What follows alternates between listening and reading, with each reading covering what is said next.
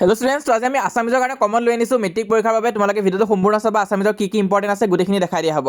তো বহুতো ষ্টুডেণ্টছে কমেণ্ট কৰিছিল যে আছামিজ বুকখনৰ পৰা সিহঁতক কমন দেখাই দিব লাগে। তো আজি ফাইনেলি লৈ আনিছোঁ কমন কুৱেশ্যন, ভিডিঅ'টো সম্পূৰ্ণ চাবা। প্ৰথমতে আমি আমাৰ ফাৰ্ষ্ট চেপ্টাৰলৈ যাম, সেইটো হৈছে বৰগীত। বৰগীতৰ কি চাব লাগিব?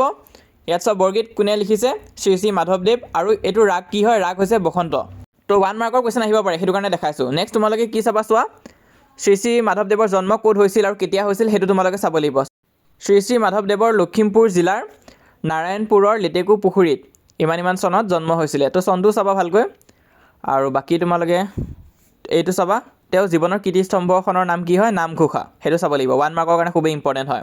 তাৰ উপৰি এইখিনি পাৰ্ট ইম্পৰ্টেণ্ট আছে, নাট, ঝুমুৰা, তাৰপিছত আখ্যানমূলক ৰচনা, তত্ত্বমূলক ৰচনা। এই গোটেইখিনি এটা সুধিব পাৰে, ক'ব পাৰে যে তেওঁ লিখা এখন ঝুমুৰাৰ নাম লিখিব দিব পাৰে বা আখ্যানমূলক ৰচনা এখনৰ নাম লিখিব দিব পাৰে। সেইটো কাৰণে ইয়াৰ এটা এটা এক্সাম্পল চাই ল'বা, ইম্পৰ্টেণ্ট আছে। তাৰপিছত নেক্সট তোমালোকে চাবা, এইখিনি চাবা চোৱা, বৰগীতৰ লক্ষণ। কিন্তু তাৰে আগত আৰু এটা লাইন আছে, ইয়াতে এই লাইনটো আছে, আণ্ডাৰলাইন কৰি থৈছোঁ চোৱা, এইটো তোমালোকে চাই ল'বা, অকণমান ইম্পৰ্টেণ্ট আছে, আহি যাব পাৰে পটককৈ। বাকী এইটো ইম্পৰ্টেণ্ট আছে, বৰগীতৰ লক্ষণ। তোমালোকক কুৱেশ্যনত দিব পাৰে বৰগীতৰ যিকোনো দুটা লক্ষণৰ বিষয়ে তোমালোকক লিখিব দিব পাৰে বা তিনিটা ক'ব পাৰে। সেইটো কাৰণে আমি তিনিটাই চাই থৈ দিম। তো তিনিটা তোমালোকে চাই ল'বা, বৰগীতৰ লক্ষণ তিনিটা চাই থৈ দিবা।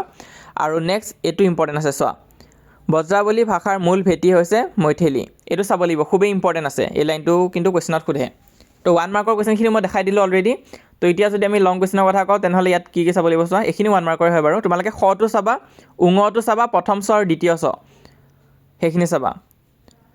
তাৰপিছত নেক্সট তোমালোকে 2 নম্বৰটো চাবা, 2 নম্বৰটো ইম্পৰ্টেণ্ট আছে, মূল ভাৱ লিখিব লাগিব বৰগীতৰ, সেইটো চাবা। তাৰপিছত নেক্সট 4 নম্বৰ তোমালোকে ক আৰু গটো চাবা, ক আৰু গটো চাবা 4 নম্বৰৰ পৰা। আৰু নেক্সট তোমালোকে এই 5 নম্বৰটো চাই থৈ দিবা। তো এইখিনি তোমালোকে কমপ্লিট কৰি ৰাখিবা, এইখিনি কৰিলে তোমালোকৰ বৰগীত চেপ্টাৰটো কমপ্লিট হৈ যাবগৈ। তো পৰিধান আমি বৰগীত চেপ্টাৰৰ কমন ডিছকাছ কৰিছোঁ। নেক্সট এতিয়া আমি জিকিৰ চেপ্টাৰটোলৈ যাম। তো এতিয়া জিকিৰৰ পৰা তোমালোকে কি কি চাব লাগিব ডিছকাছ কৰিম আহা। তো কোনে লিখিছে? আজান ফকীৰ হয়, এইটো তোমালোকে চাবা, তোমালোকক সুধিব পাৰে কুৱেশ্যনত 1 মাৰ্কৰ কাৰণে, সেইটো চাবা। নেক্সট তেওঁৰ কি হৈছে? তেওঁৰ আচল নাম হৈছে হজৰত শ্বাহ মিলন, এইটো চাব লাগিব, খুবেই ইম্পৰ্টেণ্ট হয়, 1 মাৰ্কৰ কাৰণে আহিব পাৰে, সেইটোৱে চাবা তোমালোকে। নেক্সট মুমিন আৰু ৰচুলৰ মিনিংটো তোমালোকে চাবা, মিনিং সোধে কিন্তু শব্দ অৰ্থ আহে, সেইটো চাই থৈ দিবা। আৰু ইফালে তোমালোকে এইটো ৰহমটো চাব পাৰা, ৰহম মানে হৈছে দয়া, সেইটো চাবা। তো ইয়াতে 1 নম্বৰ পৰা তোমালোকে ক, খ আৰু গ তিনিটাই চাই থৈ দিবা, তিনিটাই ইম্পৰ্টেণ্ট আছে। তাৰপিছত 2 নম্বৰটো চাবা, ইয়াতো সেই মিনিংখিনিয়ে সুধিছে চোৱা, ৰচুল, মুমিন, ৰহম, এইখিনিৰ মিনিঙে সুধিছে, এইখিনি তোমালোকে চাই থৈ দিবা। আৰু 3 নম্বৰটো চাবা তোমালোকে, 3 নম্বৰটো ইম্পৰ্টেণ্টে আছে, 3 নম্বৰটো তোমালোকে প্ৰেক্টিছ কৰিবা। তাৰপিছত ইফালে তোমালোকে চাবা 4 নম্বৰৰ কটো চাবা আৰু খটো চাবা, 4 নম্বৰৰ পৰা তোমালোকে ক আৰু খটো চাই থৈ দিবা, এইটো ইম্পৰ্টেণ্ট আছে। তো এইখিনি চালে তোমালোকৰ জিকিৰ চেপ্টাৰটো কমপ্লিট হৈ যাব, জিকিৰ পাৰ্টটো এইখিনিয়ে তোমালোকে চাব লাগিব। নেক্সট এতিয়া আমি প্ৰশস্তিটোলৈ যাম। তো ইয়াত তোমালোকে চাবা প্ৰশস্তি চেপ্টাৰটো, আৰু ইয়াত কবিজনৰ নাম কি হৈছে? ৰঘুনাথ চৌধুৰী, এইটো চাবা তোমালোকে। ইয়াতে তোমালোকে এই লাইনটো চাবা, এই লাইনটো ইম্পৰ্টেণ্ট আছে, এই লাইনটো চোৱা, এইটো মই আণ্ডাৰলাইন কৰি ৰাখিছোঁ, এইটো আণ্ডাৰলাইন কৰি ল'বা, খুবেই ইম্পৰ্টেণ্ট আছে, ইয়াৰ পৰা 1 মাৰ্কৰ কুৱেশ্যন আহিব পাৰে।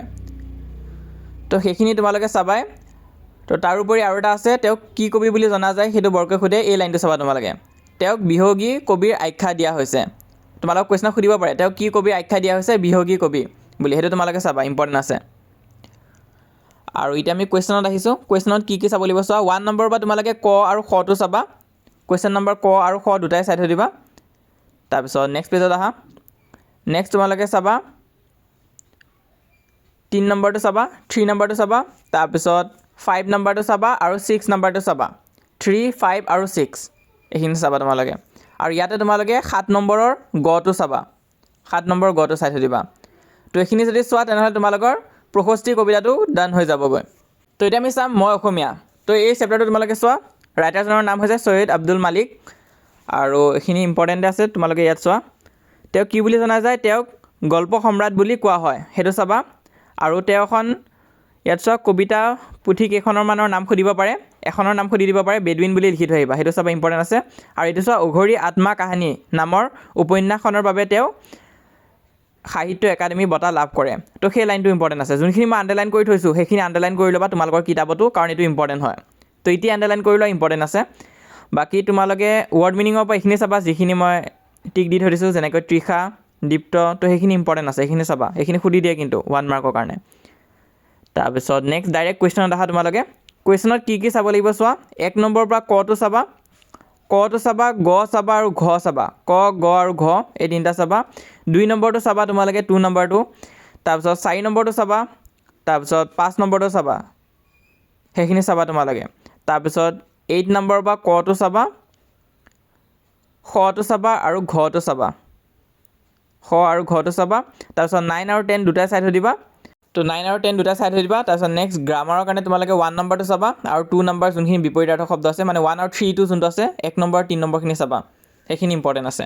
তো এইখিনি কৰা তোমালোকৰ মই অসমীয়া চেপ্টাৰটো কমপ্লিট হৈ যাব। নেক্সট এতিয়া বাছি থাকিব দৃষ্টান্তৰ, যোনটো ডিছকাছ কৰি আছোঁ এতিয়া। তাৰপিছত পইমখিনি আমাৰ কমপ্লিট হৈ যাবগৈ। দৃষ্টান্তৰটো তোমালোকে চোৱা, হৰে কৃষ্ণ ডেকা, ইয়াৰ পইজনৰ নাম হৈছে, এইটো তোমালোকে চাবা। আৰু তেওঁৰ বিষয়ে এইখিনি ইম্পৰ্টেণ্ট আছে, যোনখিনি মই আণ্ডাৰলাইন কৰি থৈ দিছোঁ, সেইখিনি তোমালোকে চাবা, ইম্পৰ্টেণ্ট আছে এইখিনি। বাকী নেক্সট এইখিনিও চাবা, তেওঁ কি বঁটা লাভ কৰিছে, কিমান চনত পাইছিলে, সেইটো চাব পাৰা। আৰু এই লাইনটো চাবা, এইটো ইম্পৰ্টেণ্ট আছে। কবি হৰেকৃষ্ণ ডেকাৰ দৃষ্টান্তৰ কবিতাটোত সামাজিক জীৱনৰ ৰূপ প্ৰতিফলিত হৈছে। কি প্ৰতিফলিত হৈছে? সামাজিক জীৱনৰ ৰূপ। সেইটো তোমালোকে চাব লাগিব, ইম্পৰ্টেণ্ট আছে। তাৰপিছত ইয়াত ৱৰ্ড মিনিঙত তোমালোকে চাবা, দাহ মানে কি হয়, দৃষ্টান্তৰ মানে কি, আৰু যশ মানে কি হয়, এইখিনি শব্দ অৰ্থখিনি চাই থৈ দিবা। কুৱেশ্যনৰ পৰা চাবা, 1 নম্বৰ কটো চাবা, খ, গটো চাবা, তাৰপিছত মানে গোটেইখিনি চাব লাগিব। 1 নম্বৰ গোটেইখিনি চাবা। তাৰপিছত নেক্সট তোমালোকে 3 নম্বৰটো চাবা, মূল ভাৱ চাব লাগিব। 4 নম্বৰটো চাবা, 5 আৰু 6টো চাবা, 3, 4, 5 আৰু 6।